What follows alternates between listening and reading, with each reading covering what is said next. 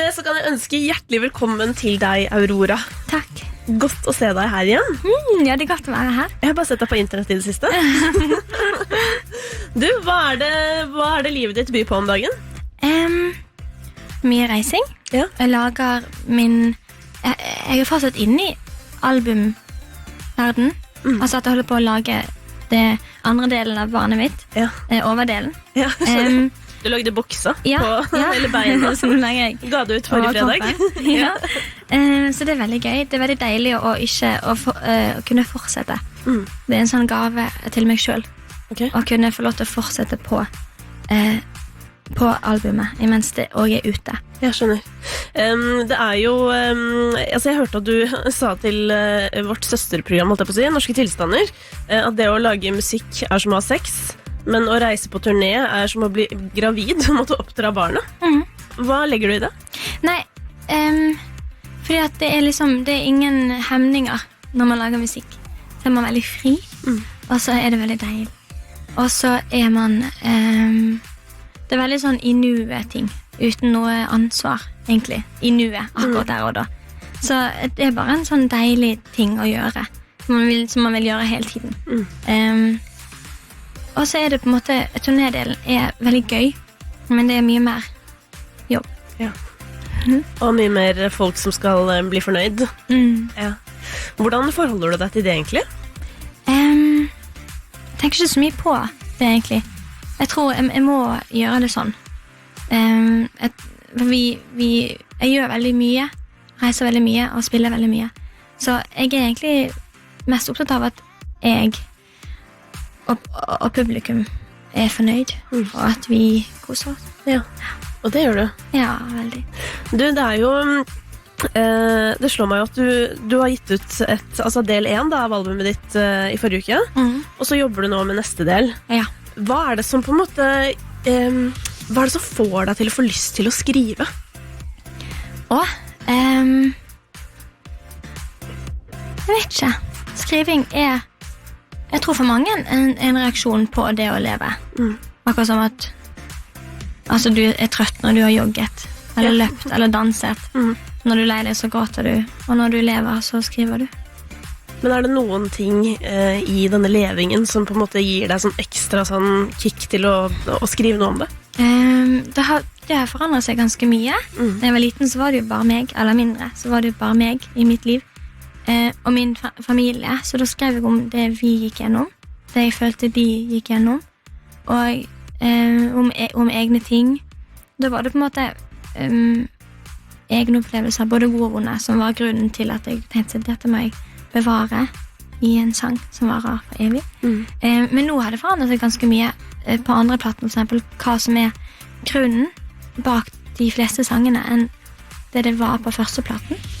Og det er ganske mye mer jeg vet ikke, jeg har alltid hatt et instinkt i å skrive musikk som jeg føler at trengs i det lille jeg har sett av verden. Nå har jeg sett mye mer, så nå handler det om ganske mye større ting enn det. For jeg har sett så mye rart. Jeg har møtt så mange folk som går gjennom så forskjellige, men også like ting. Og jeg får jo bli kjent med folk i løpet av 1 minutt. Sant? Jeg får gå inn til det innerste laget veldig fort. Og da sånn, og så tar jeg det med meg da. Og det er det jeg vil skrive om nå. Men på alle disse reisene da, og alt du har sett i løpet av de siste årene, hva er det som opptar deg mest sånn, av ting som skjer der ute i verden? Egentlig alt. Egentlig alt. Men sånn, det er ikke alt man kan la gå helt inn på seg, for da går man rundt og er sint hele tiden. Man må egentlig finne en ting man kan gi alt, for da kan man jo kanskje gjøre en stor forskjell. Men jeg er veldig engasjert i planeten akkurat nå. Og så engasjert i at alt som lever har retten til å ha det godt å leve. Dyr og barn og kvinner og menn og planeten. Jeg er veldig glad i moder jord. Planeten er jo ganske i vinden også, så der er det jo store muligheter for å få gjort ting. Og det skjer så mye, det er veldig, veldig, veldig gøy å se. Og jeg har begynt å samarbeide med ganske mange organisasjoner her og der, om å mikse det i lag med mitt publikum, og få å dele informasjon om hva vi kan gjøre på en litt mer sånn mindre slitsom måte. På din måte. På min måte. Og det skal du fortsette med i tida som kommer. Ja. Jeg gleder meg til å følge med på. Du skal snart spille live for oss. Ja. Men vi skal snakke litt mer.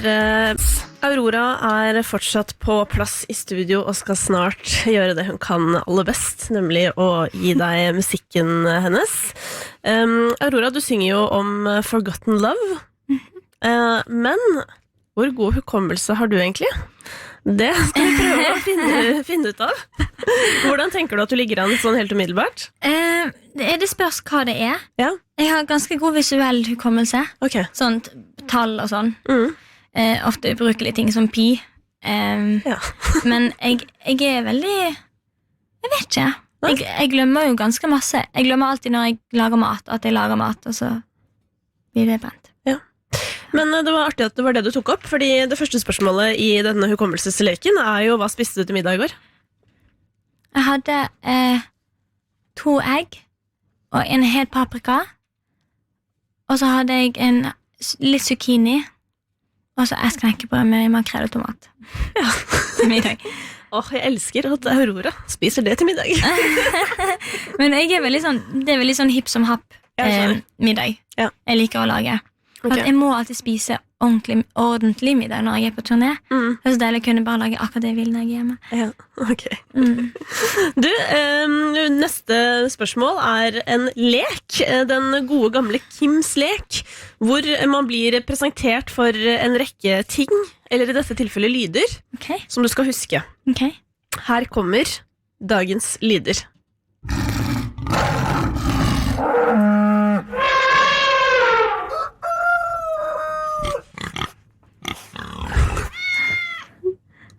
Ja, det var jo en rekke dyrelyder. De gikk kjempefort. Ja. Skal jeg si hva dyrene var?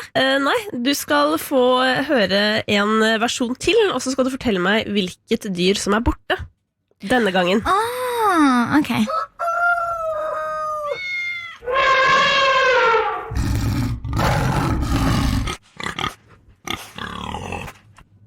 Eselet? Der var det dyr som manglet. Nei, esel var ikke med i det hele tatt i dag. Var ikke noe esel? Det der, Var ikke det et esel? Nei, det var dyr nummer 2? Det var en hane. Altså, det er et dyr som mangler. Har du lyst til å prøve å gjette en gang til? Men var det lyd nummer 2? Etter løven? På den første loopen?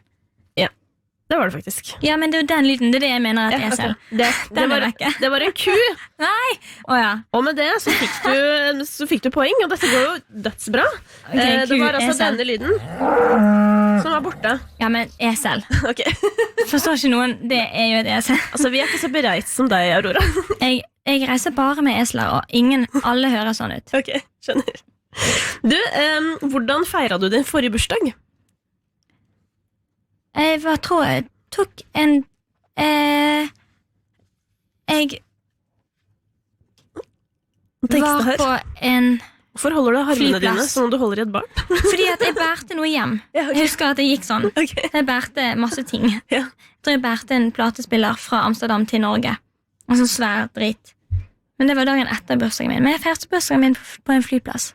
Du feiret den på en flyplass den 15. juni i år. Ja. Fikk du kake? Jeg kommer til å lyge og si ja. Men det husker du ikke helt, så der får vi et halvt poeng, tenker jeg. Du, neste spørsmål er: når var du sist på besøk i dette studio, og hvilken låt spilte du? Spilte jeg en coverlåt da? Ja. Jeg spilte i Hever Rosesprunget. Var det den? Når var det? Det må jo ha vært rundt jul? Noen hvor da? Det er helt riktig. Veldig imponerende. Du, I'm the master of memory. Nå skal vi litt lenger tilbake i tid. Hva hadde du på deg på første skoledag i første klasse? Jeg tror jeg hadde på meg en klovnedrakt. Jeg har fått på meg en klovnebukse nå, som jeg har sydd inn. Jeg tror jeg hadde på meg en klovnedrakt. Har du bilde av meg? Jeg har ikke bilde av deg. Her? Det har vært litt rart, men jeg tror ikke det var noen bilder. Jeg tror jeg hadde på meg klovneklær, altså en stor gul genser. Fordi jeg følte det var et eller annet med jeg var veldig glad i Pippi. En slags klovne-Pippi. Ja. Da skal du få godkjent på den. Den var ikke så kul på barneskolen. Det hørtes jo dritkult ut. Hva mener du? Helge, det er det mest kreative jeg har hørt noensinne. Men det var noe sånt, tror jeg. Noe veldig sånn, ja. Skjønner. Du, hva gjorde du forrige helg? Jeg husker ikke hva jeg gjør i helgene. Jeg har ikke ukedag. Jeg har ikke sånn ukesystem. Jeg skjønner. Men sist gang, altså min type helg, eller helg. Sist du hadde liksom din type helg fri, da. Ja. Jeg tror jeg spilte Sims, lagde 5 hus. Ene damen døde i peisulykke. Okay. Og så lagde jeg mat. Det samme, ja, jeg er ganske ensform. Når jeg har funnet noe jeg liker å spise, så lager jeg det hver gang. Så da spiste jeg også den zucchinien og paprikaen og 2 egg og den knekkebrød med en tomat. Så tror jeg var litt i studio på dagen. Og så drakk jeg litt vin. Hørtes ut som en strålende helg, det. Snart på P3 så skal Aurora spille live for deg. Du skal få Forgotten Love, og du skal få en cover av Ariana Grandes God is a Woman om svært kort tid. Da er vi endelig kommet til det punktet på programmet hvor det er klart for livemusikk, og Aurora er på besøk i studio hos meg i dag med gjengen sin, og skal selvfølgelig by deg på låta du har hørt mye på P3 de siste ukene, nemlig hennes Forgotten Love. Og sånn her høres det ut live på P3. Vær så god.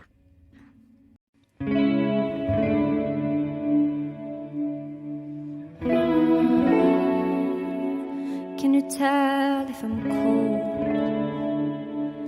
If I'm out of daydreams? If I lose what is lost? Will a new love awake me? I am touched by wonder when I'm blind in the dark. Bet you drown me in daylight and swim with me, darling. I prefer the sound of you when you are away. If I'm left with rose in my hair, let it dry. It's the beauty in forgotten love, and I don't care if you don't understand why I cry. It's the beauty in forgotten love.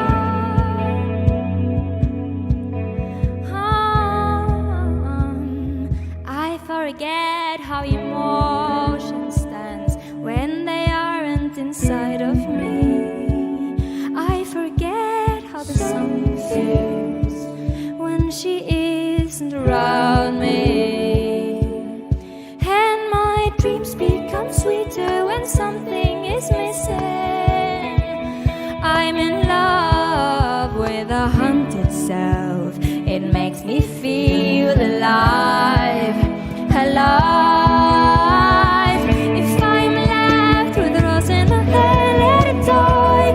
It's the beauty in forgotten love, and I don't care if you don't understand or cry. It's the beauty in forgotten love. Anna resto, unga virillisir anna foresto, unga virillisir anna rugire anna foresto, unga virillisir I release my body and there is no ghost of you inside my mind. I am moving on and thank God you let me try. You are the reason I can dance within a fire of goodbyes. I can lie in a dark room without the feeling that I'm lonely. Whoa, whoa, it's the beauty in forgotten love. If I'm left with a rose in my hair, let it die. It's the beauty in forgotten love, and I don't care if you don't understand or cry. It's the beauty in forgotten love. I'm not a resto, unga virillisir anna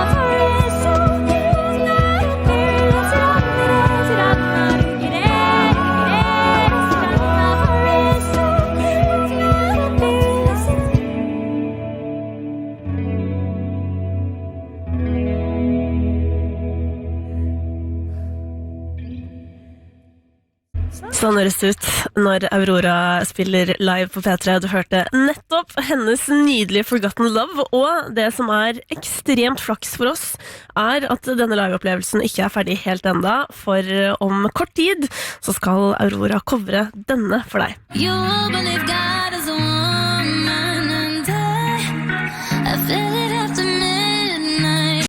Du hører på P3, og nå det klart for enda mer livemusikk fra Aurora. Hun har valgt en av årets aller råeste låter å covre i dag. Den kommer fra Ariana Grande, og den heter God is a Woman. Og sånn her høres det ut når Aurora tolker den. Vær så god.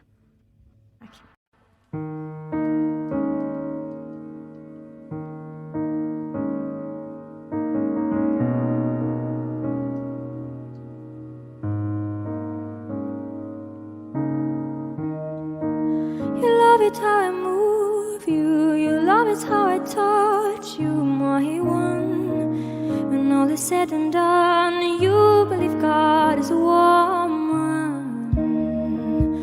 Feel it after midnight, a feeling that you can't fight, my one. It lingers when we're done. You believe God is a woman.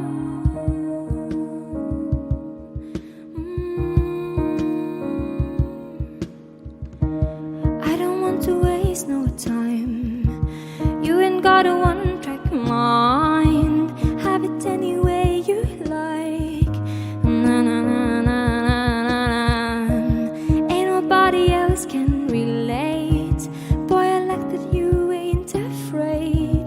Baby, lay me down and let's pray. Na na na na na na na na. And I can be anything you told me not to be. When you try to come for me, I keep on flourishing. And it sees the universe when I'm in this company. It's all in me, all in me. You love it how I move you. You love it how I touch you, my one. When all is said and done, you believe God is a woman. Feel it after midnight, a feeling that you can't fight, my one. And lingers when we're done. You believe God is a woman.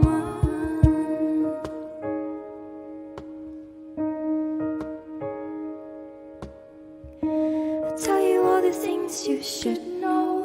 So baby, take my hand, save your soul. We can make it last, take it slow.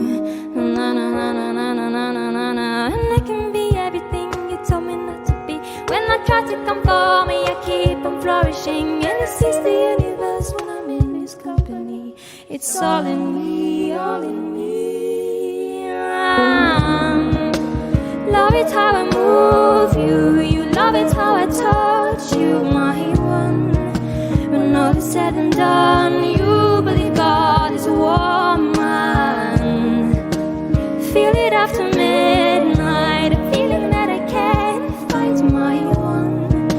It lingers when we're done. You believe God is a woman.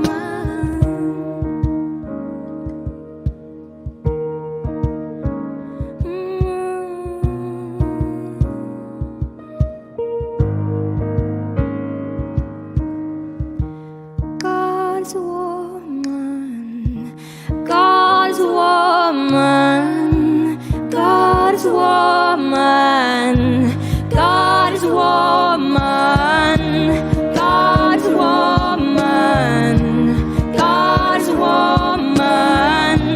God's a woman. God's a woman.